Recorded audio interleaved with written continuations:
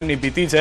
હાલમાં જે રીતે આગાહી હતી તે પ્રમાણેનો વરસાદ કેટલાક વિસ્તારોમાં ગુજરાતના જોવા મળી રહ્યો છે। સૌથી વધારે ચિંતાની વાત જે છે તે ખેડૂતો માટે છે કે જ્યાં આગળ પાકમાં નુકસાની થઈ રહી છે। વધુ માહિતી ન્યૂઝ 18 સંવાદદાતા દીપક પાસેથી મેળવીશું। દીપક, શું પરિસ્થિતિ છે સમગ્ર નર્મદા પંથકની?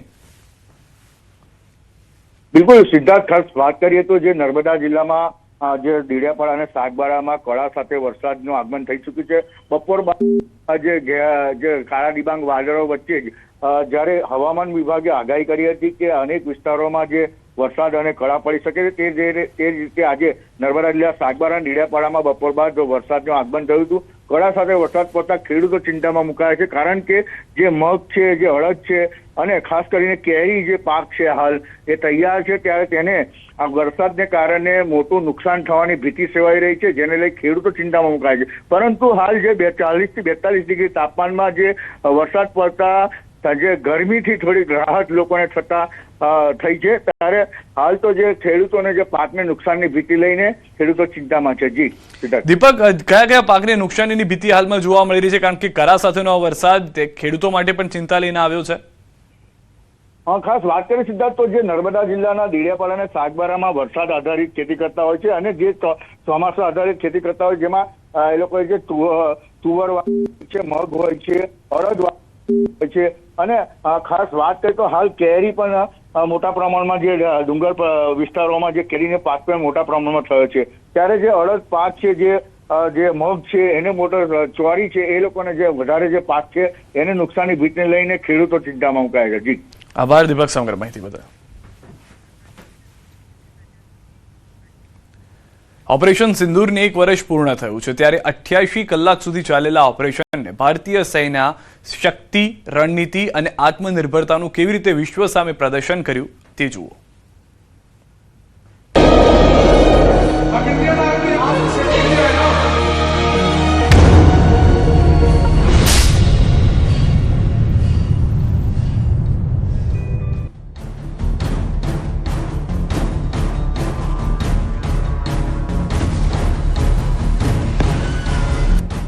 ઓપરેશન સિંદૂર એક એવું ઓપરેશન જેણે માત્ર આતંકના અડ્ડાઓને જ નથી તોડી પાડ્યા, પરંતુ પાકિસ્તાનના વર્ષો જૂના આતંકના અહંકારને પણ ચકનાચૂર કરી નાખ્યો।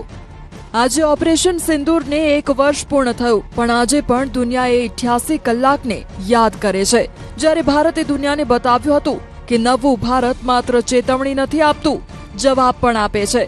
આ માત્ર સૈન્ય કાર્યવાહી નહોતી, આ ભારતની રણનીતિ, ચોકસાઈ, આત્મનિર્ભરતા અને રાજકીય ઈચ્છા શક્તિનું જીવંત પ્રદર્શન હતું। આજના સમયમાં યુદ્ધો વર્ષો સુધી ચાલે છે। રશિયા યુક્રેનથી લઈને પશ્ચિમ એશિયા સુધી દુનિયાએ લાંબા સંઘર્ષો અને વિનાશ જ જોયા છે, પણ ભારતે અલગ રસ્તો પસંદ કર્યો। લક્ષ્ય સ્પષ્ટ હતું, આતંકવાદીઓને ખતમ કરવા અને નિર્દોષ નાગરિકોને બચાવવા। ભારતે માત્ર 4 દિવસમાં પોતાના ટાર્ગેટ હાંસલ કર્યા અને માત્ર 88 કલાકમાં દુનિયાને નિયંત્રિત યુદ્ધનો નવો પાઠ શીખવી દીધો। 88 કલાક, 9 આતંકી ઠેકાણાઓ તબાહ, 100 થી વધુ આતંકીઓ ઠાર। ભારતે પાકિસ્તાન અને પીઓકેમાં ઘૂસીને એવા પ્રહાર કર્યા કે આતંકના કારખાનાઓ જ ધ્વસ્ત થઈ ગયા। સિયાલકોટથી બહાવલપુર સુધી, લશ્કરે તૈયબા હોય કે જૈશ-એ મોહમ્મદ, ભારતીય સેનાએ સ્પષ્ટ સંદેશ આપી દીધો કે હવે આતંકીઓને બચાવવા માટે કોઈ ખૂણો સુરક્ષિત નથી। નૂર ખાન અને સરગોધા જેવા મહત્વપૂર્ણ એરબેઝ ભારતના નિશાનમાં આવ્યા અને પાકિસ્તાનનો એ ભ્રમ પણ તૂટી ગયો કે પરમાણુ ધમકી પાછળ છુપાઈને આતંક ફેલાવી શકે। ઓપરેશન સિંદૂરની વર્ષગાંઠ નિમિત્તે અમદાવાદમાં રાજ્યપાલ આચાર્ય દેવવ્રતે સેના અને દેશના નેતૃત્વને અભિનંદન પાઠવ્યા। તેમણે જણાવ્યું કે ભારતની ગરિમા અને ગૌરવ જાળવવા સેના સદૈવ સમર્પિત રહે છે। સેના અને પ્રધાનમંત્રીના નેતૃત્વમાં દેશ સુરક્ષિત છે, ભવિષ્યમાં પણ સદૈવ દેશનું રક્ષણ અક્ષુણ્ણ રહેવાનો રાજ્યપાલે વિશ્વાસ વ્યક્ત કર્યો। તો દ્રશ્યોથી સ્પષ્ટ થઈ રહ્યું છે કે જ્યારે સેનાના તમામ જવાનો ઉપસ્થિત હતા અને સાથે સાથે ઓપરેશન સિંદૂરને જ્યારે યાદ કર્યા હતા, એ સ્પષ્ટ કર્યું છે કે ભારતીય સેના જ્યાં સુધી છે ત્યાં સુધી દેશ પર કોઈ પણ ખરાબ નજર નહીં આવે।